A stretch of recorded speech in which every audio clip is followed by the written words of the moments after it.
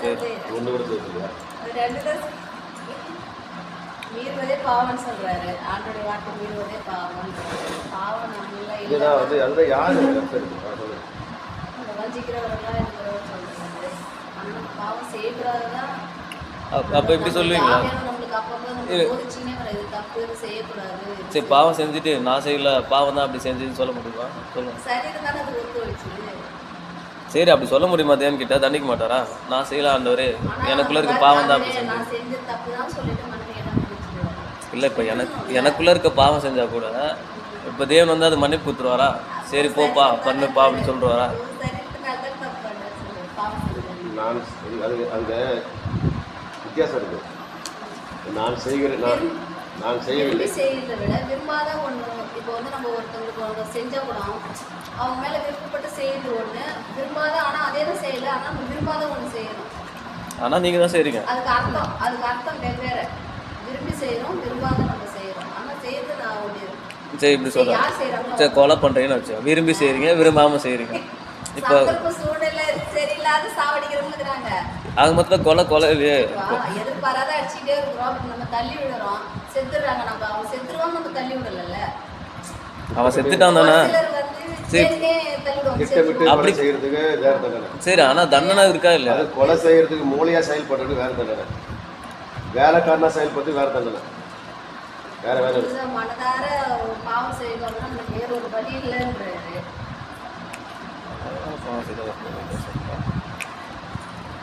இயேசுவை தவிர வேற எந்த போக சொல்லுங்க.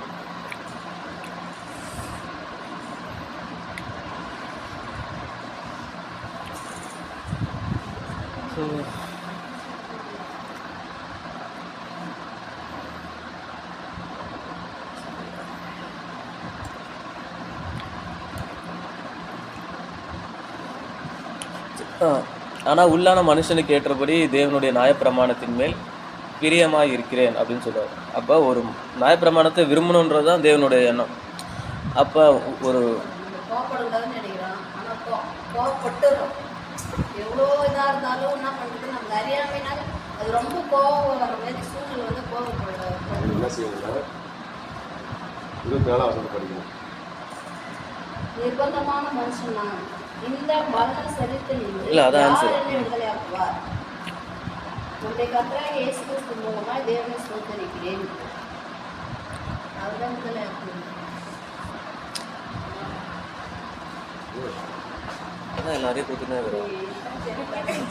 இதுதான் ஆகி வந்து தவறு. ஆய் கட்டிட்டேன்.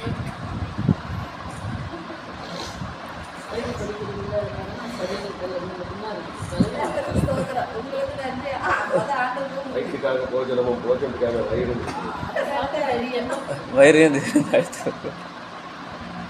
போஜனமும் அது வயிறு. அதான் மண்பாத்திரம் தான் மகிழ வச்சிருக்கிறேன்.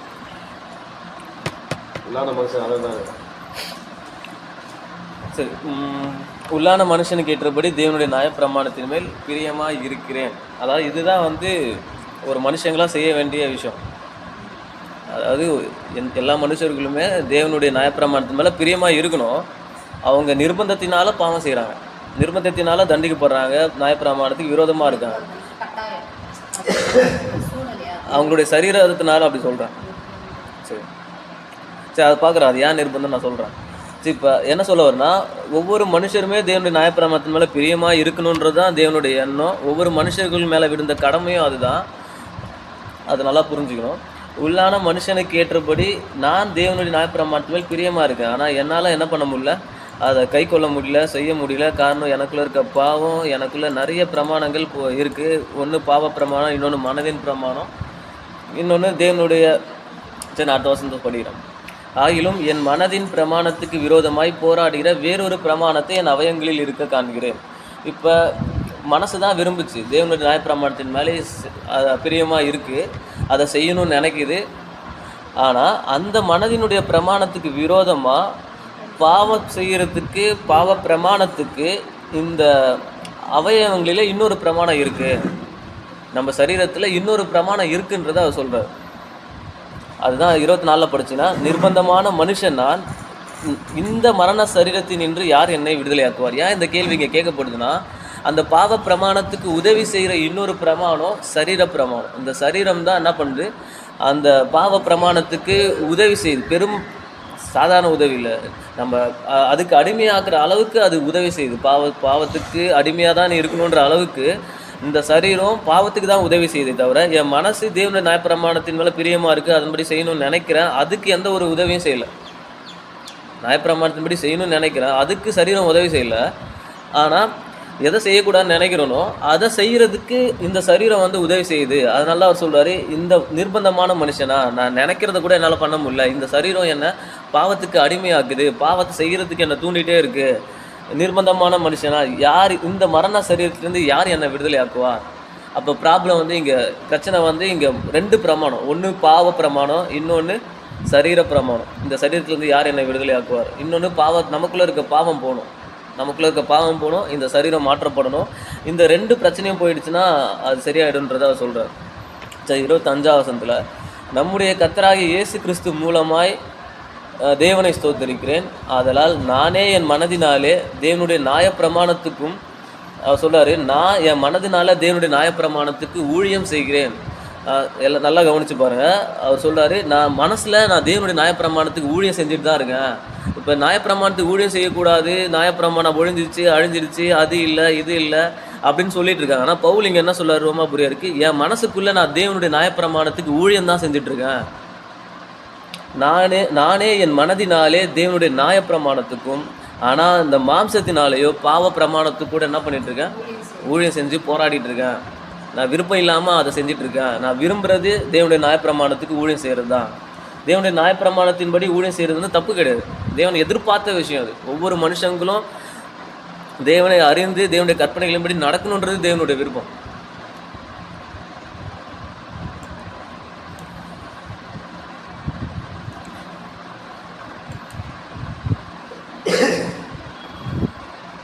இப்போ இயேசு கிறிஸ்துவிட்ட கேட்குறாங்க, நித்திய ஜீவனை பெற்றுக்கொள்றதுக்கு நான் என்ன பண்ணணும் அப்படின்னு கேட்குறாங்க. அவர் என்ன சொன்னார்? இல்லை அதெல்லாம் சொல்லு, நியாயப்பிரமாணத்தில் என்ன எழுதியிருக்குன்னு கேட்டார். அவங்ககிட்டே கேட்டார், நியாயப்பிரமாணத்தில் என்ன எழுதியிருக்கு, அதில் இருக்கிற பிரமாணங்கள் எல்லாத்தையும் சொல்லிட்டு கை கொள்ளு, நித்திய ஜீவனை கொடுப்பான்னு போட்டிருக்குல்ல, ஜீவனில் பிரவேசிக்க விரும்பினால் கற்பனையை கை கொள்ளுன்னு இயேசு கிறிஸ்து அதை சொல்கிறார். இந்த கற்பனைகள் இல்லாமல் நித்திய ஜீவனுக்குள்ளே போக முடியாது. நீங்கள் இயேசுவை விசுவாசித்தாலும் கூட அவரே கற்பனைகளின் பாதையில் தான் இருக்கார். கற்பனையில் கை கொள்றவங்க எந்த பாதையில் போகிறாங்களோ அந்த பாதையை தான் இயேசு கிறிஸ்து நம்ம காண்பிக்கிறாரே தவிர, இயேசு கிறிஸ்துவும் கற்பனையும் வேற வழி கிடையாது.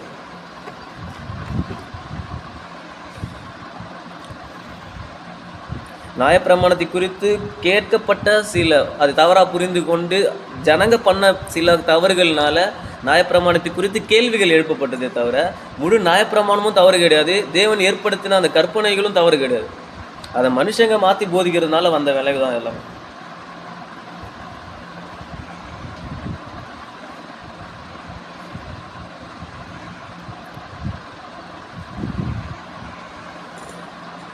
அப்போ மனசில் போராடிட்டு இருக்கும், தேவனுடைய நியாயப்பிரமாணத்து மேலே பிரியமாக இருக்கும், ஊழியம் செய்கிறோம், அதை சரீரத்தில் கொண்டு வர்றதுக்காக தான் இயேசு கிறிஸ்து பலியானார். உன்னால் என்ன பண்ண முடியலையோ, பாவத்தில் இருந்தும் இந்த மரண சரீரத்தினால நீ அவதிப்படுற, இதுலேருந்து உன்னை காப்பாற்றுறதுக்காக தான் இயேசு அவரு மனுஷனாக வந்து உன்னுடைய பாவத்தை எல்லாத்தையும் சுமந்து தீர்த்தாரு, அதுக்கு தான் தீர்த்தாரு அப்படின்றது தான் 8ஆம் அதிகாரத்தில் அவர் ஆரம்பிக்கிறார். பாவம் மரணம் என்பவர்களின் பிரமாணத்திலிருந்து ஆவியின் பிரமாணம் உன்னை விடுதலை ஆக்கிட்டுரு. எது நியாயப்பிரமாணத்திலேருந்து விடுதலை ஆக்க வரல, பாவத்தில் இருந்தும் இந்த மரண சரீரத்தில் இருந்தும் விடுதலை ஆக்கிறதுக்காக தான் இயேசு கிறிஸ்து வந்து நம்முடைய பாவத்தை சரீரத்தில் சுமந்து தீர்த்தார்.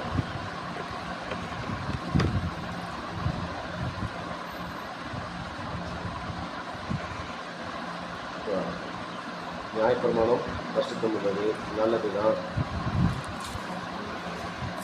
அப்படின்னு பார்ப்போம்.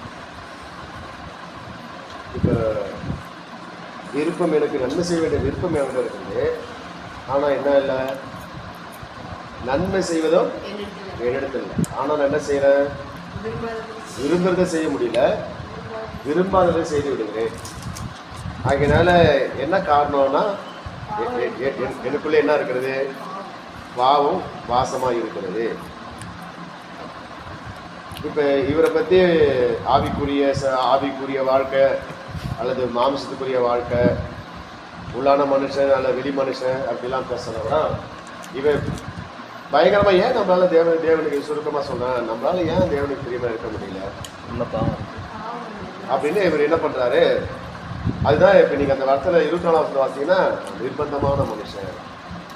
இவர் வந்து ஆவியான சும்மா விடல, அதே மாதிரி பாவமும் சும்மா விடல. ரெண்டுமே என்ன பண்ணுது, பயங்கரமா வேலை பார்க்குது, பயங்கரமா வேலை பார்க்குது. அதனால இவர் கேட்கிறாரு, இவருக்கு சொல்றாரு.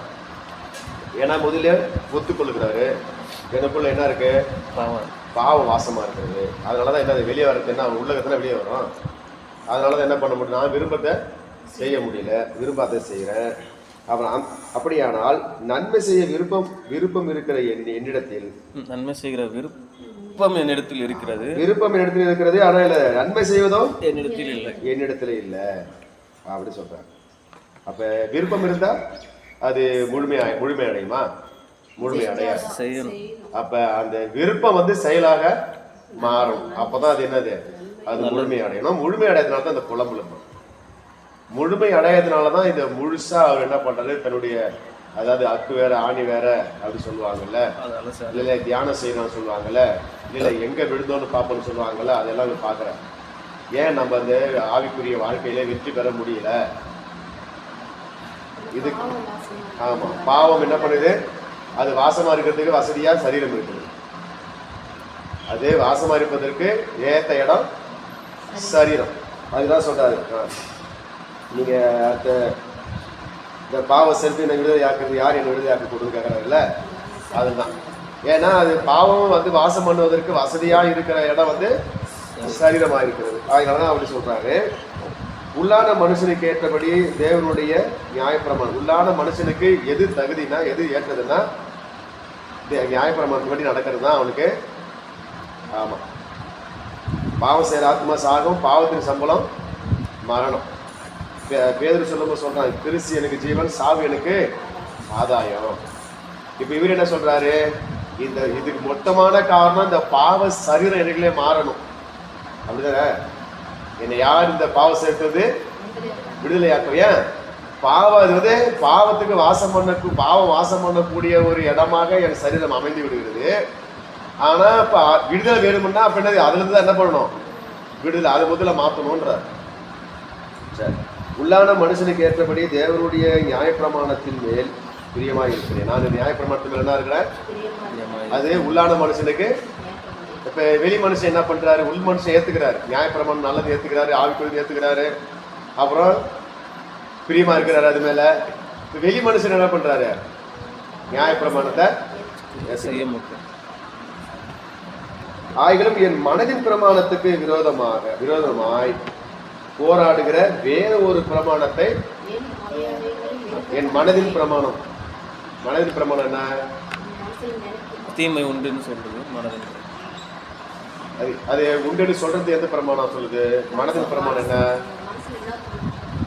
ஏற்கனவே நியாயப்பிரமாணம் என்ன வச்சிருக்காரு, அவர் மனசாட்சியை நியாயப்பிரமாணம் வைத்திருக்கிறாரு வாசிக்கிறோம். அப்படி இல்லை, அப்படி ஆகிலும் என் மனதின் பிரமாணத்துக்கு விரோதமாக போராடுகிற வேற ஒரு பிரமாணத்தை என் அவயவங்களில் இருக்க காண்கிறேன். என் அவயவங்களிலே, அதாவது நம்ம நியாயப்பிரமாணம் எங்கே பலன் செய்கிறது, மாமிசத்திலே பலன் செய்கிறது. அது என்ன கனியை கொடுக்கிறது, மரணத்துக்கு ஏதுவான கனிகளை கொடுக்கத்தக்கதாக நம்முடைய அவயங்களிலே பலன் செய்கிறது. இப்ப இவர் என்ன சொல்றாரு 23ஆம் வசனத்துல, ஆகிலும் என் மனதின் பிரமாணத்துக்கு விரோதமாய் போராடுகிற வேற ஒரு பிரமாணத்தை என் அவயவங்களில் இருக்க காண்கிறேன். அது என் அவயங்களில் உண்டாயிருக்கிற பாவ பிரமாணத்துக்கு என்னை சிறையாக்கி கொள்ளுகிறது. எதுக்கு கொள்ளுகிறது, பாவ பிரமாணத்துக்கு. அது என்ன பண்ணுது, அடிமையாக்கி கொள்ளுகிறது. எது ஜெயில போட்டாங்க, பாவ ஜெயில போட்டாங்க. அது என்னை சிறையாக்கி, அந்த பிரமாணம் என்ன பண்ணுகிறது, சிறையாக்கி கொள்ளுகிறது. பாவ பிரமாணத்துக்கு சிறையாக்கி கொள்ளுகிறது. அவங்கதான் சொல்றாரு, இப்ப என்னன்னா நான் என்ன பண்றது, என்னால என்ன பண்ண முடியல, யாருடைய ஹெல்ப் இல்லாம என்னால ஒன்றும் பண்ண முடியாது. ஒருவருடைய ஹெல்ப் எனக்கு என்ன பண்ணும், உதவி எனக்கு தேவை. ஏன்னா நான் நிர்பந்தமான மனுஷனால் இந்த மரண சரீரத்திலிருந்து யார் என்னை இப்ப யார் இவரால என்ன பண்ண பாவத்திலிருந்து அவனால ஒருவரும் அவங்களே என்ன பண்ண முடியாது, விடுதலையாக்கி கொள்ள முடியாது. பாவ பரிகாரி, பாவத்து போக்கும் பலி, கிருபாதார பலி, மீட்பர் ஒருவர் வேணும் இல்லையா? இப்ப இவருக்கு என்ன பண்ணாரு, ஒரு தேவை ஹெல்ப் கேட்கிறாரு, அப்படிதானே? ஆமா, யாராவது வந்தாலும் என்ன பண்ண முடியும், இந்த யாருன்னு கேட்கிறாரு. இப்ப மறுபடியும் அவரே சொல்றாரு, யார் என்னை விடுதலையாக்குவார், இந்த மரண சரீரத்திலிருந்து யார் என்னை விடுதலையாக்குவார்? நம்முடைய கர்த்தராகிய இயேசு கிறிஸ்து மூலமாய் தேவனை நான் என்ன பண்றேன், ஸ்தோத்தரிக்கிறேன். ஆதலால் நானே என் மனதினாலே தேவனுடைய நியாயப்பிரமாணத்துக்கும் மாமிசத்தினாலேயோ பாவ பிரமாணத்துக்கும் ஊழியம் செய்கிறேன். இவர் என்னன்னு சொல்ற முடிக்கிறாராக்க, யார் விடுதலை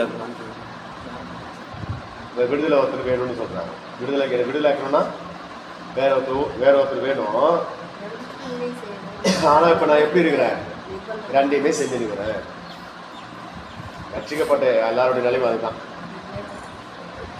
அதுல தேவனுடைய இந்த நியாயப்பிரமாணத்துக்கு பிரியமா இருக்கணும்னு நினைக்கிறாங்க பாரு, அவங்களுக்கு தான் இப்படி பிரமாணம். இப்படி அவங்க தேவனுக்கு நியாயப்பிரமாணத்துக்கு பிரியமா இருக்க வேணாம், நம்ம தேவனுக்கு பிரியமா இருக்க வேணாம்னு நினைக்கிறவங்களுக்கு அவங்க கவலைப்பட வேண்டிய அவசியம் இல்லை.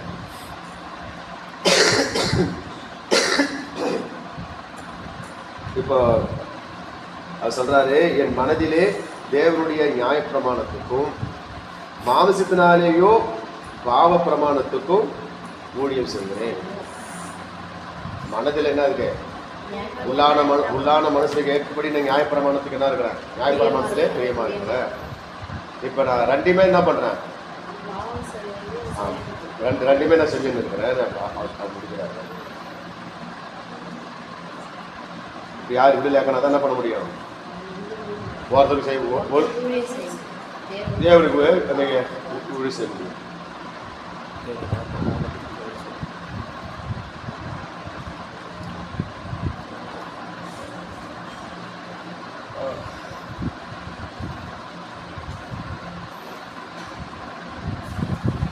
இப்ப இந்த 8ஆம் அதிகாரத்துல அதை நீங்க தொடர்ந்து பார்த்தீங்கன்னா, அப்ப நீங்க இதுல இங்க 5ஆம் அதிகாரத்துல 6ஆம் அதிகாரத்துல அதுக்கு ஒரு சொல்லியிருப்பாங்க இல்லையா?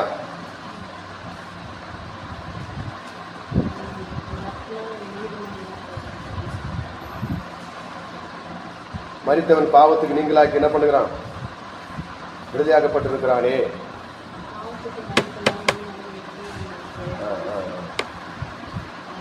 அதுல இன்னும் 5ஆம் அதிகாரத்தை 6ஆம் அதிகாரத்துல 5ஆம் அதிகாரத்துல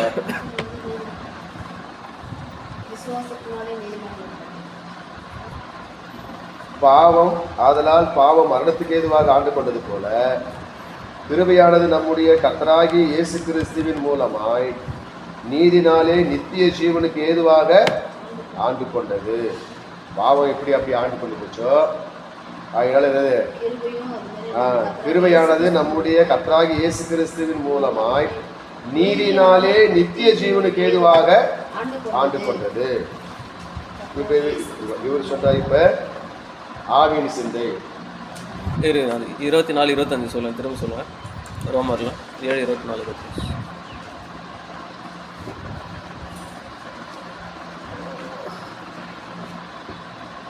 நான் நிர்பந்தமான மனுஷனால்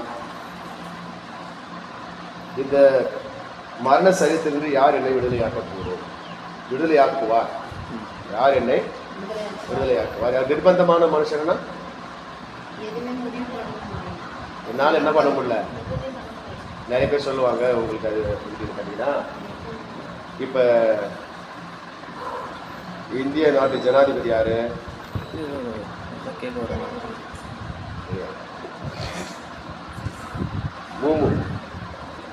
திரௌபதி முர்மு பழங்குடி இனத்திலிருந்து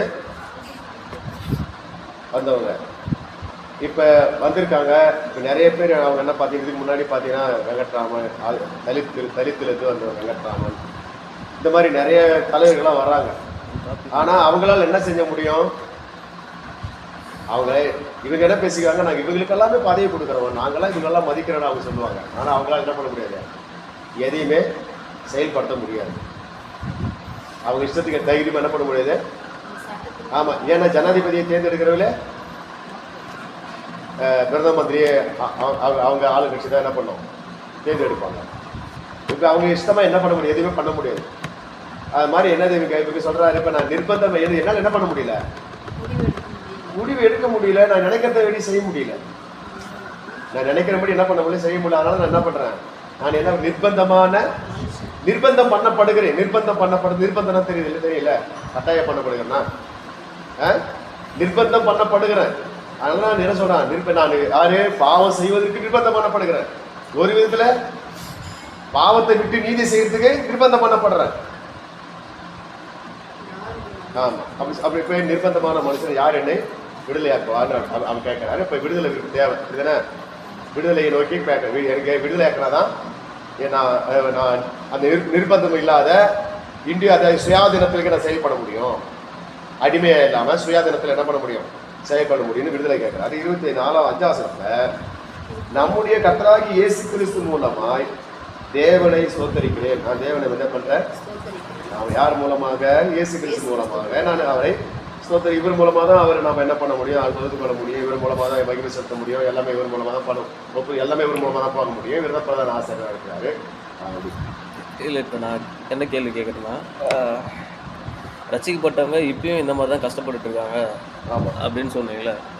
ஆனால் இதில் அப்படி கொடுக்கல.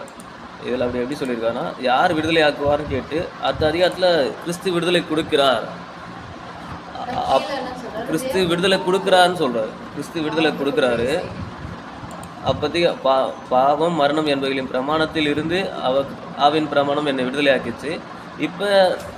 இப்போ ஆவின் சிந்தை உள்ளவன் தேவனுடைய நியாயப்பிரமாணத்துக்கு கீழ்ப்படிவான், இப்போ போராடுவான்னு சொல்லலை. இப்போ உங்கள் மனசு பாவத்துக்கு தான் கீழ்ப்படியும் அப்படின்னு சொல்லலை.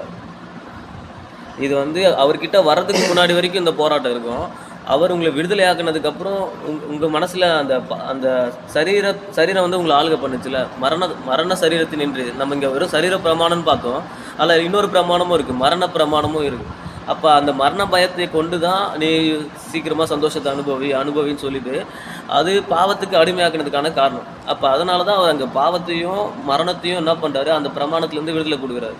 அப்போ கிறிஸ்து விடுதலை கொடுத்ததுக்கப்புறம் அதே நிலைமைனா எப்படி சொல்ல முடியும்?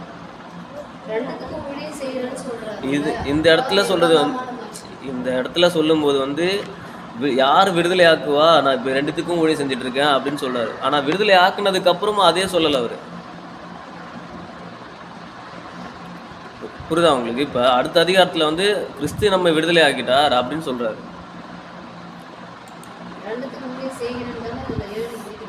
இப்போ 7 முடிக்கிறாருக்கா. இப்போ அடுத்த அதிகாரத்தில் எப்படி நீங்கள் இப்போ ரசிக்கப்பட்டவங்களும் இப்படி தான் இருப்பாங்கன்னு சொல்கிறீங்க. நான் அப்படி சொல்ல வரல, ரசிக்கப்பட்டவங்களுக்கு இப்படி தான் இருக்கணுன்றதுக்காக கொடுக்கல. புரியுதா? இப்போ கிறிஸ்து இப்போ சரி, இப்போ இப்படி பார்த்தீங்கன்னா பாவம் உங்களே மேற்கொள்ள மாட்டாதுன்னு இருக்கு. இங்கே பவுல் சொல்ல, நான் மாம்சத்தினால பாவ பிரமாணத்துக்கு கூட செஞ்சுட்டு இருக்கேன். எப்படி அது பாவம் மேற்கொள்ளாதுல்ல?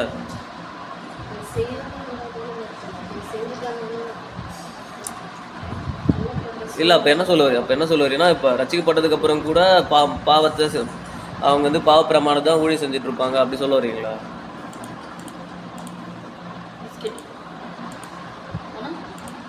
இங்க அவரு ரசிக்கப்படுறதுக்கு முன்னாடி ரசிக்கப்படுறதுக்கு பின்னாடி அப்படிதான் அவர் பேசிட்டு இருக்காரு.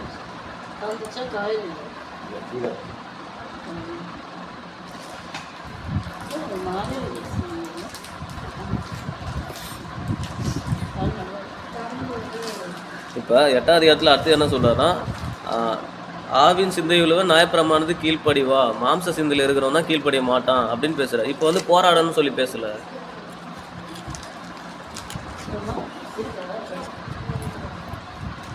அந்த பக்கம்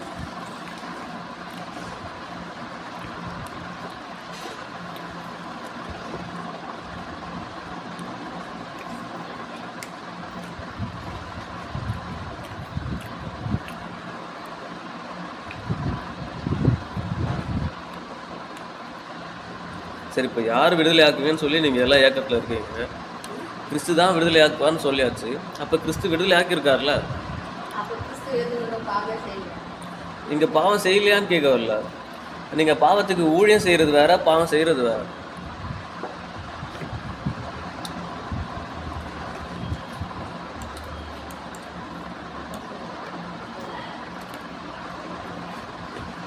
முன்னாடி நம்ம சொன்னோம். அப்படி சொன்னீங்கன்னா இங்கே ஒரு முறை சொல்லும்போது இருங்க, கிறிஸ்து இயேசுவினாலே ஜீவனுடைய ஆவியின் பிரமாணம் என்னை பாவம் மரணம் என்பவர்களின் பிரமாணத்தினின்று விடுதலை ஆக்கிற்றேன்றது. எட்டாம் அதிகாரத்தில் 4ஆம் வசனத்தில், மாம்சத்தின்படி நடவாமல் ஆவியின்படி நடக்கிற நம்மிடத்தில் நியாயப்பிரமாணத்தின் நீதி நிறைவேறும்படிக்கே அப்படி செய்தார். இப்போ நம்ம மாம்சத்தின்படி நடக்க மாட்டோம்னு தான் சொல்றாரு. மாம்சத்தின்படி நடவாமல் ஆவியின்படி நடக்கிற நம்மிடத்தில் நியாயப்பிரமாணத்தின் நீதி நிறைவேறும்படிக்கு. 5ஆம் வசனத்தில் இதுல என்ன சொல்றாரு, இந்த 8ஆம் அதிகாரம் முடிச்சுமா 2ஆ பிரிக்கிறாங்க. ஒன்று சிந்தை, அந்த சிந்தனையில அது கற்பனையானது, சமயம் வந்து பாவத்தை பிறக்குது, பாவ மரணத்தை பிறப்பித்தது. அது நமக்கு எண்ணமே என்ன இருக்கணும், நல்ல எண்ணமா இருக்கணும். மாம சிந்தை என்னதை கொடுக்கும், மரணத்தை கொடுக்கும். ஆமி சிந்தை என்னதை கொடுக்கும், ஜீவனத்தையும் ஜீவனும் சமாதானம் கொடுக்கும். அப்போ எப்படி இது எப்படி உடனே ஒரே நாளில் அவங்களுக்கு என்ன விடுதலாக்கப்பட்ட பிறகு அவங்க ஃபுல்லாக மாமி சிந்தை வராது. போராடுறது இப்போ நல்ல போராட்டத்தை போராடினேன், ஓட்டத்தை முடிச்சேன், விசுவாசத்தை காத்துக்கிட்டேன். போராடுறது வேற, அடிமையா இருக்காதுன்னு சொல்றாருல. அடிமை வேற, போராடுறது வேறல. இப்போ 8ஆம் அதிகாரத்துல வந்து உங்களுக்கு போராட்டம் இருக்காதுன்னு சொல்ல வர்ற. இப்போ ரட்சிக்கப்பட்டதுக்கு அப்புறம் உங்களால் நியாயப்பிரமாணத்தை செய்ய முடியும்னு சொல்றேன். ஏன் வந்து நான் தேவனுக்கு பிரியமான அது நியாயப்பிரமாணத்து மாதிரி பிரியமா இருக்கிறேன், ஏன் அதை செய்ய முடியல? அதுக்கான காரணங்கள்லாம் என்ன பண்ணுறேன், ஆராய்ச்சி பார்த்து ஆமாம் என்கிட்ட பாவம் இருக்கிறது என்னால் செய்ய முடியல, நான் இப்போ 2 கூலி செஞ்சுக்கிறேன் அப்படின்னு அவங்க அப்படி சொல்கிறாங்க. இப்போ இது இது கூட யாருக்கு ஆவியானவர் அவளை உணர்த்துறதுனால அந்த உணர்வு அவங்க புரிந்து அதுக்கு அவங்க தன்னை ஆராய்ச்சி பார்க்கறதுனால தான் அந்த எல்லாம் கூட வருது. இப்போ நிறைய பேர் ஒன்றும் என்ன ஆரம்பத்தில் கட்டதோட அதிகமாக தாண்டியே போகிறாங்க பாவத்தில். தெரியாது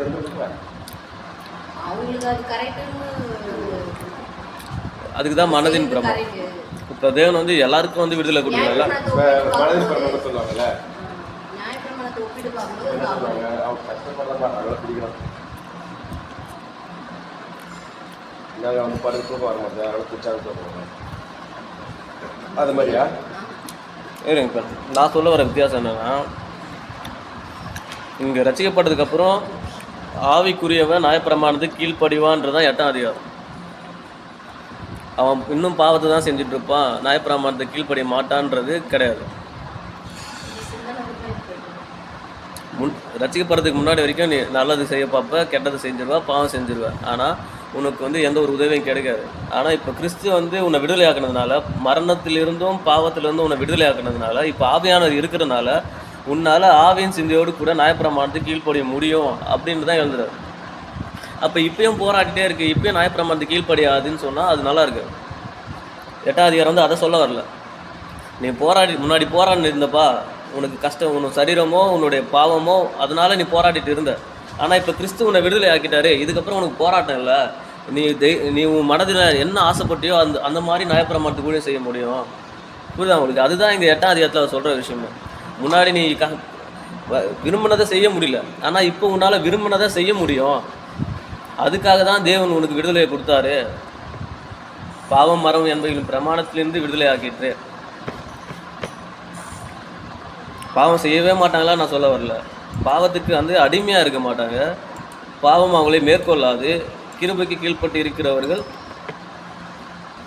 பாவம் அவர்களை ஆளுகை செய்யாது. ஆளுகை வேற, ஏதோ ஒரு பிரச்சனையில் விழுறது வேற.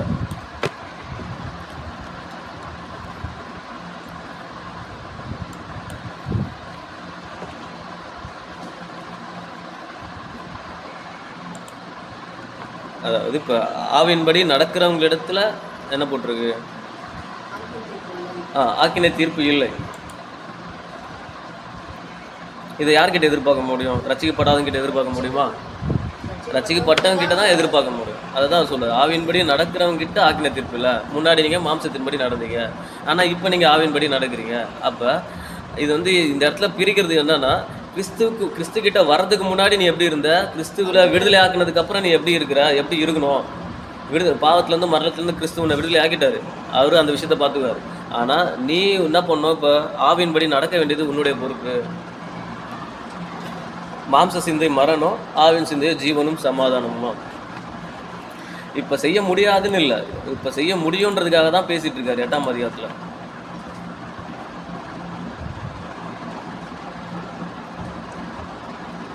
ரட்சிக்கப்படுறதுக்கு முன்னாடியும் ரட்சிக்கப்படுறதுக்கு அப்புறமும். அதுதான் அந்த விஷயமே தவிர, இப்போ மரண சரீரத்தில் கிறிஸ்து நம்மளை விடுதலை ஆக்கிட்டான்றதுக்கான அடையாளம் எது? அவர் மறிச்சது ஓகே, நம்மளுடைய பாவ மன்னிப்பு தானே, பாவம் மரணத்துலேருந்து விடுதலை ஆக்கினது தானே. நான் எப்படி கேட்குறேன்னா, முன்னாடி வந்து உங்களுக்கு அந்த உள்ளே இருக்க பாவம் வந்து உங்களை கஷ்டப்படுத்திட்டு இருந்துச்சு, அதனால் உங்களால் நியாயப்பிரமாணத்தின்படி செய்ய முடியல. ஆனால் இப்போ கிறிஸ்து உங்களை சரி அவரை விசுவாசிக்கிறதுனால உங்கள் பாவத்தை அவர் மன்னிச்சிட்டான்னு சொல்கிறார். மரணத்துக்கு பார்த்து நீ பயந்துட்டு நான் செத்துற போகிறேன்னு, ஆனால் சொல்கிறாரு என்னை விசுவாசிக்கிறோம் மறித்தாலும் பிழைப்பான், நீ அதை பற்றிலாம் கவலைப்படாதான்ட்டார். இப்போ இந்த 2 கவலையும் இல்லைன்னா, பாவம் உங்களை நயம் காட்டினாலும் இல்லை மரண பயத்தை காமிச்சாலும் இல்லை அது உங்களுக்கு ஆசையை தூண்டினா கூட உங்களால் பாவத்தை மேற்கொள்ள முடியாதா? அதுதான் இங்கே சொல்கிறாரு. இப்போ நீங்கள் ரட்சிக்கப்பட்டதுக்கப்புறம் உங்களால் உங்கள் மனதில் இப்போ போராட்டம் இல்லை, நீங்கள் எப்படி சொல்கிறது, நீங்கள் அதை அடிமையாகிற அளவுக்கு உங்களை அது நிர்பந்திக்க போகிறது கிடையாது. இப்போ அந்த நிர்பந்தம் கிடையாது. ஏன்னா இப்போ ஆவியானோட துணை இருக்கிறதுனால உங்களுக்கு ஆலோசனைகள் கிடைக்கும், உதவிகள் கிடைக்கும். நீங்கள் அந்த பாவ பிரமாணத்துக்கோ மரண பிரமாணத்தையோ பார்த்து பயப்பட போகிறது கிடையாது. இப்போ நீங்கள் விடுதலையோடு கூட நீங்கள் நினச்சதை செய்ய போகிறீங்க. உங்கள் மனதில் என்ன தேவனுடைய நியாயப்பிரமாணத்தை எப்படி நீங்கள் நேசிச்சிங்களோ அந்த நேசத்தை வெளிப்படுத்துறதுக்கு இப்போ எந்த ஒரு தடையும் இல்லை.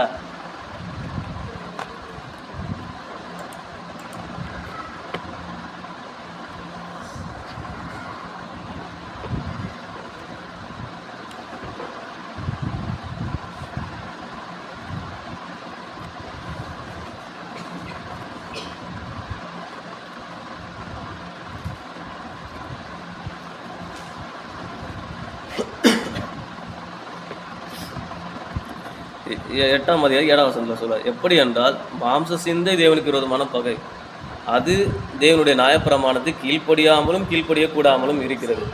அப்போ இப்பயும் நான் நியாயப்பிரமாணத்துக்கு கீழ்ப்படியவே மாட்டேன் அப்படின்னு சொன்னால் அது பேர் தான் மாம்ச சிந்தைன்றது.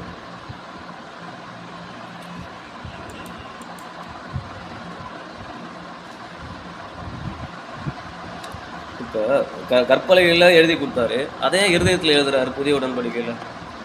செய்யக்கூடாதுன்றதுக்காகவா? நம்ம செய்யவே கூடாதுன்றதுக்காக இருதயத்தில் எழுதுறாரு.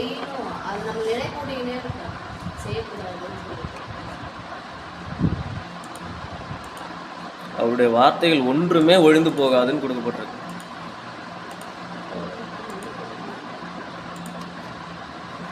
யாருக்கு விடுதலை தருகிறாரு? நான் எதுக்கு அடிமையாக இருக்கிறேன்னு தெரிஞ்சவங்க தானே விடுதலை தராங்க. விடுதலை நோக்கி கேட்கறவங்க தானே விடுதலை தராங்க. 6ஆம் அதிகாரத்திலே 22ஆம் வசனத்தில் என்ன சொல்றாரு? இப்பொழுது நீங்கள் பாவத்துக்கு நின்று விடுதலையாக்கப்பட்டு தேவனுக்கு என்ன ஆயிட்டீங்க? நம்ம தான் முதலே சொல்றோம் 6ஆம் அதிகாரத்திலே. அதில் இன்னும் 20ஆம் வசனத்தில் என்ன சொல்றாரு? பாவத்தில் நீங்கள் அடிமைகளாக இருந்த காலத்தில் நீதிக்கு நீங்களாக இருந்தீங்க.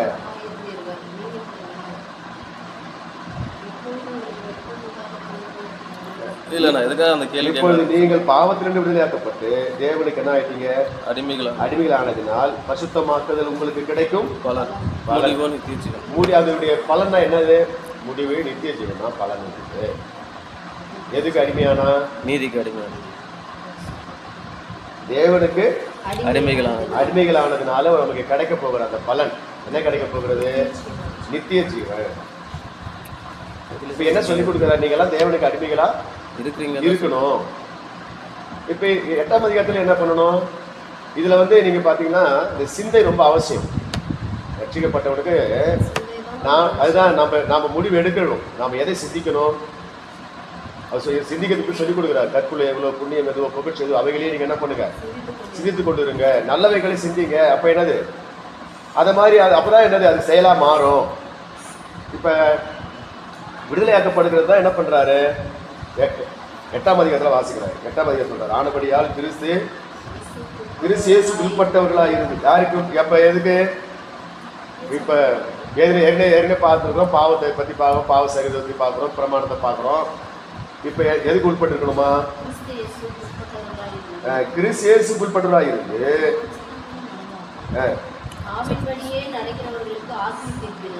இப்ப என்ன எப்படி நடக்கணும்? இப்ப எப்படி நடந்தா என்ன? இப்ப ஏற்கனவே 6ஆம் அதிகாரத்தில் எப்படிப்பட்ட ஒரு இது சொன்னாரு இல்லையா? தேவனுக்கு அடிமைகளா இருந்தா அதனுடைய பலன் என்ன வரப்போகிறது?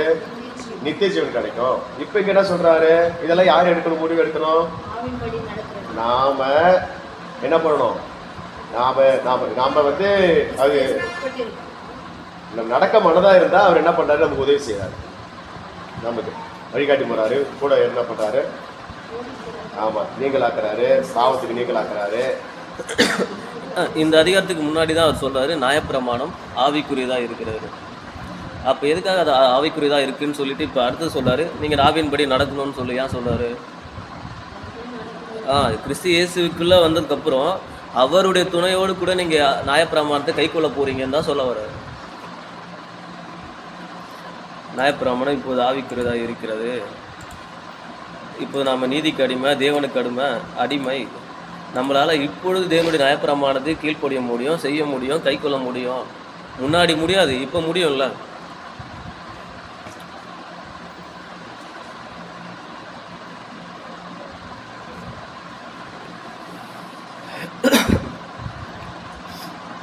இப்போ உபத்திரவ காலத்துல கூட அவர் ஒரு வார்த்தையை சொல்லுவார். அந்த உபத்திரவ காலத்துல யார் தேவனுடைய கற்பனைகளின்படி செய்கிறாங்களோ அவர்களை தான் அவர் என்ன பண்றாரு? ஏற்றுக்கொள்றாரு தேவன்.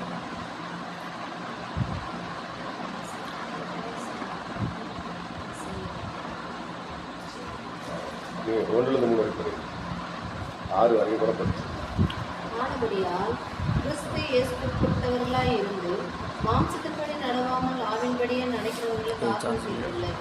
கிறிஸ்து இயேசுவினாலே ஜீவனுடைய ஆவின் பிரமாணம் என்னை பாவ பிரமாணம் என்பவையின் பிரமாணத்தில் இருந்து விடுதலை ஆகிற்றேன். அது எப்படி எனில், மாம்சத்தினாலே பலவிடமாய் இருந்த நியாயப்பிரமாணம் செய்யக்கூடாததை தேவனை செய்யும்படிக்கு தம்முடைய குமாரனை பாவம் மாம்சத்தின் சாயலாகவும் பாவத்தை போக்கும் பலியாகவும் அனுப்பி மாம்சத்திலே பாவத்தை ஆக்கினிக்குள்ளாக தீர்த்தார். மாம்சத்தின்படி நடவாமல் ஆவின்படி நடக்கிற நம்மிடத்தில் நியாயப்பிரமாணத்தின் நீதி நிறைவேறும்படிக்கே அப்படி செய்தார்.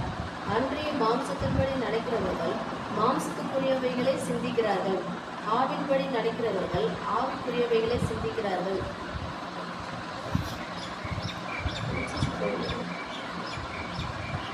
கிறிஸ்து ஆனபடியால் சொல்றார். கிறிஸ்து இயேசுக்கு உட்பட்டவர்களாய் இருந்து சொல்றார். அவருக்கு உட்பட்டவர்களாய் இருந்து மாம்சத்தின்படி நடவாமல் ஆவின்படி நடக்கிறவர்களுக்கு ஆக்கில் குறிப்பு இல்லை. ஏன்னா கிறிஸ்துக்கு உட்பட்டவர்களா இருக்கிறது, கிறிஸ்துக்குள்ள இருக்குன்னு சொல்றாரு. மாம்சத்தின்படி நடவாமல் ஆவின்படி நடக்கணும்னு சொல்றாரு. நடக்கிறவங்களுக்கு ஆக்கினை தீர்ப்பு. ஏன்னா கிறிஸ்து இயேசுனாலே ஜீவனுடைய ஆவின் பிரமாணம். ஏன்னா இயேசு கிறிஸ்துனாலதான் ஜீவனுடைய ஆவின் பிரமாணம் என்னை பாவ பிரமாணம் என்பவையின் பிரமாணத்தில் இருந்து விடுதலை ஆகிட்டு.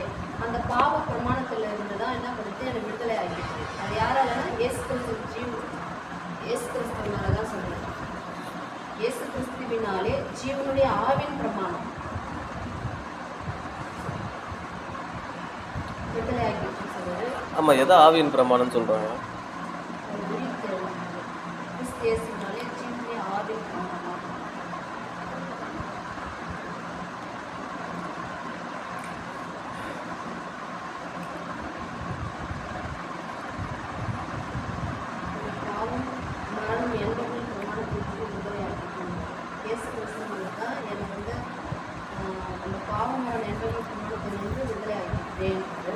அது எப்படின்னு சொன்னா, மாம்சத்தினாலே பலவீனமாய் இருந்த நியாயப்பிரமாணம் செய்யக்கூடாததை, அந்த நியாயப்பிரமாணம் செய்யக்கூடாததை தேவனே செய்யும்படிக்கு தேவனா செஞ்சார்னா தம்முடைய குமாரனை பாவ மாம்சத்தின் சாயலாகவும் பாவத்தை போக்கும் பலியாகவும் அந்த பாவத்திலிருந்து விடுதலை கொடுக்கறதுக்கு யாரும் தம்முடைய குமாரன் என்ன பண்றாரு? மாம்சத்தின் சாயலாகவும் சொல்றாரு. சாயலாகவும் பாவத்தை போக்கும் பலியாகவும் அனுப்பி மாம்சத்திலே பாவத்தை ஆக்கினைக்குள்ளாக தீர்த்தார். இயேசு கிறிஸ்துனால பிதாவை தேவன் குமாரனை அனுப்பி என்ன பண்றாரு?